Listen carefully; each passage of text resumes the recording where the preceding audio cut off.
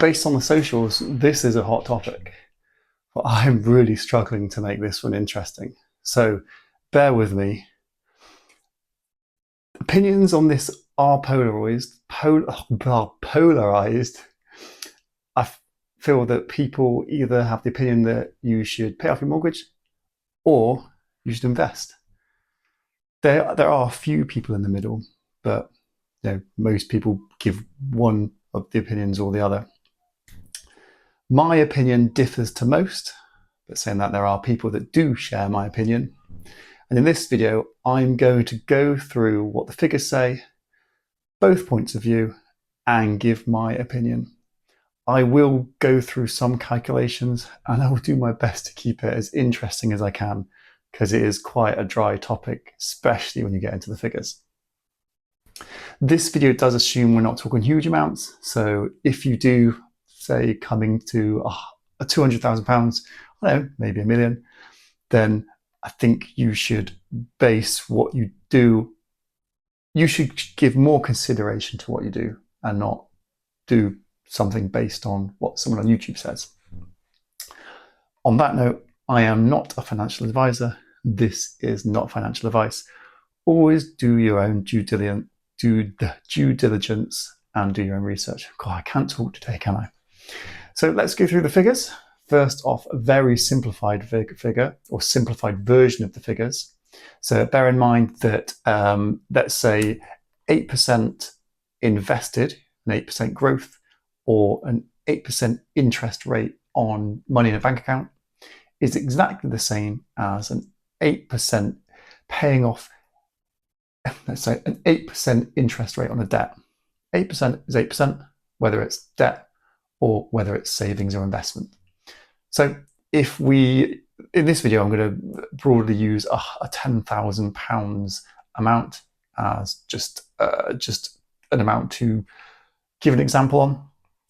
If you invested £10,000 at 8%, after 25 years, if you invested it, it will be £68,485. The monetary growth, the monetary benefit will be £58,485. The same as if you had a debt that was 8% and you paid off £10,000 of that debt.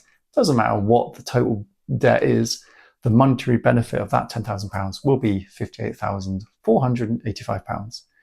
If the interest rate, debt or savings or investments is 5%, the monetary benefit is £23,864. And if the percentage interest rate is 4%, the monetary benefit is £16,658. Again, no difference whether it's debt, growth in investments, or interest rate on savings. I did wonder about going through a full mortgage example. I will. If it does bore you, just zone out for a couple of minutes. Otherwise, if you're interested, follow along. So for this example, I am going to assume a £200,000 mortgage over 25 years at 5%. I'm using 5% because the average, according to Google, the average interest rate on mortgage balances at the moment is between 4 and 6%. So I'm settling on 5%. And we're assuming it's throughout the entire mortgage. I know in the UK, we don't do fixed term mortgages for the entire duration of the mortgage. But in this example, I'm going to, just to keep it simpler so you can follow along. That would give you monthly repayments of around £1,169. The total you will repay over 25 years is £350,754, of which £150,754 will be the interest. If on day one you were to pay off £10,000 of this mortgage, so it takes your mortgage balance down to £190,000, but let's say you continue paying that £1,169 off per month. A lot of mortgage companies, if you make a lump sum payment, you can reduce your mortgage payment, your monthly mortgage payments, but we're going to assume we continue paying it the same. And that's why at the end, you'll see this 5% figure versus the simplified 5% isn't exactly the same. I won't go into that because I don't want to overcomplicate this part.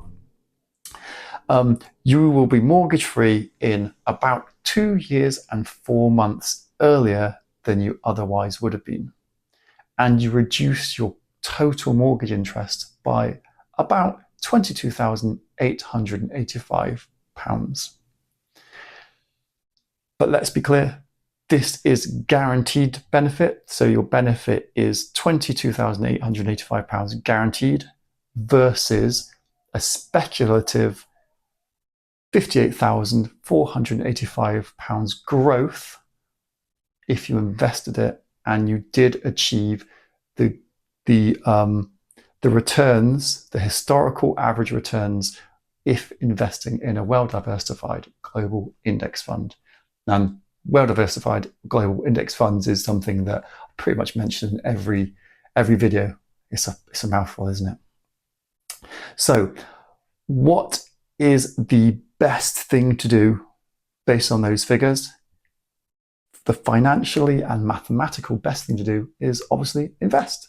And that's because this, assuming you can achieve the 8% growth based on the historical average, then you will outperform. Your monetary benefit will be more than any current realistic mortgage out there. So people will tend to have mortgages between 4% and 6%. And simplified, 8% is higher than 6%. Obviously, 8% is also higher than 5%, and 8% is higher than 4%. So the monetary benefit of investing at 8% will outperform the paying off mortgage at an interest rate of 6.54321%. To be clear, our example is paying off a mortgage at 5%, your monetary benefit is £22,885, versus investing in a global index fund with an assumed growth of 8% is £58,485 of monetary benefit. It is also worth considering that if you do not use your ISA allowance in a year, you cannot use it next year. So everyone gets £20,000 ISA allowance per year. If you don't use it that year, you can't use it the next year, you lose it.